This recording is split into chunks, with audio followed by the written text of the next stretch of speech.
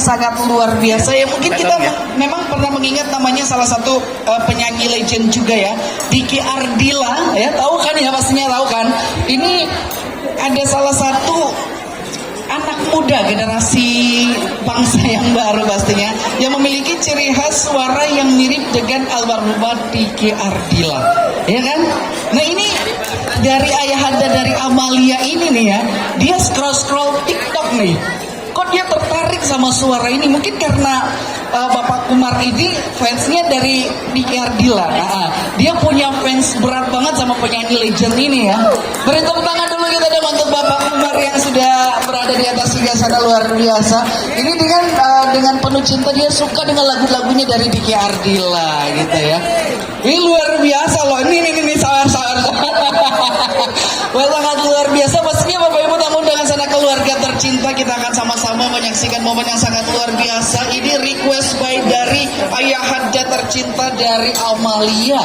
Penasaran kan siapa wanita ini yang memiliki suara khas seperti Diki Ardila? Ya. Sekali lagi kami persilakan selamat datang dan selamat menikmati hidangan yang telah disiapkan. Dan tentunya kita akan sama-sama menyambut kedatangan dari gestar kita pada siang hari ini yang akan menjadi bagian dari sejarah baru, kebahagiaan baru yang dibangun oleh Umar dan juga Amalia, yang bersanding dengan balutan gaun yang begitu indah dan gagah, disaksikan dan didampingi juga oleh orang tua tercinta. Dan pastinya juga momen ini adalah momen sekali seumur hidup dan tidak akan terulang dan tidak akan terjadi lagi ya. Tapi kita doakan di tahun depan akan terjadi lagi untuk lagu dong. Dan terjadi lagi, waduh jangan dong, nanti bayarannya beda ya. Nah pastinya pada siang hari ini sekali lagi kami aturkan selamat datang dan kita akan sama-sama menyaksikan gestar kita pada siang hari ini.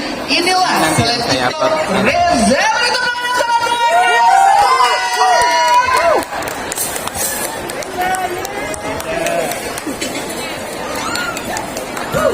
Assalamualaikum warahmatullahi wabarakatuh.